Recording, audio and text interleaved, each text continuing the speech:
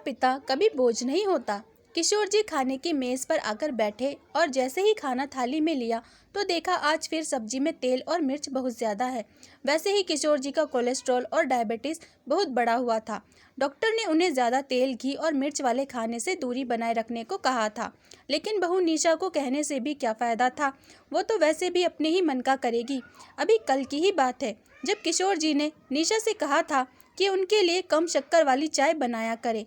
तब निशा गुस्से से बोली थी, मुझसे फीकी चाय अलग से नहीं बनती है पापा जी, पीना है तो पीजिए वरना रहने दीजिए। तब किशोर जी यही सोचने लगे कि चाय में तो करना ही क्या होता है। पहले मुझे कम शक्कर वाली चाय देकर फिर उसी चाय में शक्कर डालकर सभी के लिए मीठी चाय बना सकती है बहू। फिर भी मुझे अलग चाय नहीं बना कर देती। फिर सब्जी और दाल तो मेरे लिए अलग बनाना बहू के लिए नामुमकिन है।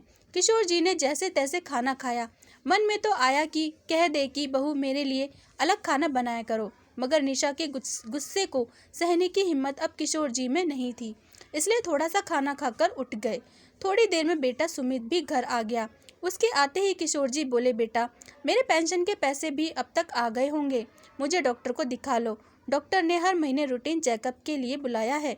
पिछले महीने भी कोलेस्ट्रॉल बहुत बढ़ा हुआ आया था, इस बार भी न जाने कम होगा या नहीं। जैसे ही बहू निशा ने किशोर जी के मुंह से ये बात सुनी, वह अपने कमरे से आकर बोली, पापा जी इनके कोलेस्ट्रॉल बढ़ने का ठिकरा भी मुझ पर फोड़ना चाहते हैं सुमित। इनका तो एक ही काम है बैठे बैठे सभी पर इल्ज़ाम लगाना। लेकिन मैं कह देती हूँ सुमित, यदि इनका ऐसा ही रवैया रहा तो मैं मोनू को लेकर हमेशा के लिए अपने मायके चली जाऊंगी। सुमित भी निशा की बात पर मौन रहा। किशोर जी समझ गए थे कि वे अब बेटे बहू पर बोझ बन चुके हैं और वे नहीं चाहते थे कि उनकी वजह से निशा मायके चली जाए। इसलिए अगले ही दिन उन्होंने अपने कपड़े पैक किए और वे अपनी बेटी सोनिया के वहां रवाना हो गए। सुमित को जैसे ही पता चला कि पापा हमेशा के लिए उसकी बहन के वहां जा रहे हैं, उसके चेहरे की हवाइयां उड़ गई, क्योंकि पापा के साथ उनकी हर महीने की पेंशन भी चली जाएगी। थोड़े ही दिन बाद निशा के मायके से बुलावा आया। निशा की भाभी सुधा का फोन था। वह बोली, दीदी हमने घर में गणेश जी की मूर्ति बैठाई है तो आप लोगों को दर्शन करने आना है और सभी को यहाँ खाना खाकर ही जाना होगा। निशा वैसे भी किशोर जी के उनकी बेटी के पास चले जाने के बाद बहुत खुश थी। वो बोली, हाँ भाभी हम लोग जरूर आएंगे। निशा सुमित और अपने बेटे मोनू के साथ अपने मायके पहुंची। गणपति जी के दर्शन करने के बाद जब वह रसोई में पहुंची तो देखा दो अलग बर्तनों में खीर चढ़ी हुई थी और सब्जी भी दो अलग बर्तनों में थी। वो बोली, भाभी सब कुछ दो दो अलग बर्तनों में क्यों बना रही हो? सुधा बोली, दीदी आपके पापा को डायबिटीज़ है, इसलिए उनके लिए कम मीठा और कम मसालों वाला सब कुछ अलग बनाती हूँ ताकि उनकी सेहत खराब ना हो। अपनी भाभी की ये बातें सुन निशा को अपने आप पर शर्मिंदगी महसूस हो रही थी, क्योंकि उसने उसके ससुर जी के साथ कैसा बर्ताव किया था वो यह जानती थी। सुमित भी बाहर निशा के माँ पापा के साथ बैठा था। उतने में निशा का भाई राकेश वहां आकर बोला, बाबूजी यह लीजिए मेरे इस महीने की तनख्वाह। और फिर दोनों बाप बेटा दोस्तों की तरह बातें करने लगे। सुमित यह देखकर सोचने लगा कि एक वह है जो अपने पापा के पेंशन तक के पैसे अपने पास रख लेता था और कभी उसने अपने पिता के पास बैठकर दोस्ताना व्यवहार ही नहीं रखा। बेचारे पिताजी कितना अकेला महसूस करते होंगे अपने आप को।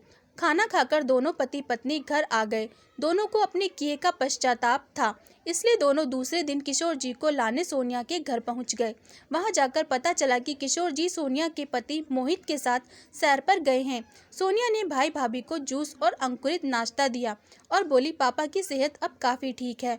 रोज़ तुम्हारे जीजाजी और पापा सैर पर जाते हैं, फिर आकर यह नाश्ता करते हैं। निशा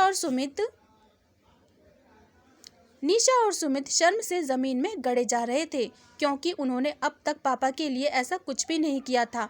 उतने में किशोर जी और मोहित लौट आए। सुमित बोला, पापा हम आपको घर लेने आए हैं। यह सुनकर किशोर जी एक पल ठिठक गए, क्योंकि वह फिर से अपमान सहने बेटे बहू के साथ वापस जाना नहीं चाहते थे। पापा जी हम लोगों से बहुत गलतियां हुई हैं, मैं बहुत बुरी हूँ पापा जी, मगर सुना है एक बाप तो अपने बुरे से बुरे बच्चे को माफ़ कर देता है, क्या आप मुझे माफ़ नहीं करेंगे? हाथ जोड़कर बोली निशा। सुमित भी हाथ जोड़कर खड़ा था। किशोर जी के सामने। दोनों का यूं उतरा हुआ चेहरा देखकर किशोर जी भी उनके साथ वापस घर चलने को तैयार हो गए। दोस्तों, बूढ़ा पिता कभी बोझ नहीं होता, बल्कि ऐसे बच्चे धरती पर बोझ हैं जो अपने माता पिता को बोझ समझते हैं। कहानी पसंद आई हो तो प्लीज़ चैनल को लाइक एंड सब्सक्राइब ज़रूर करें। धन्यवाद।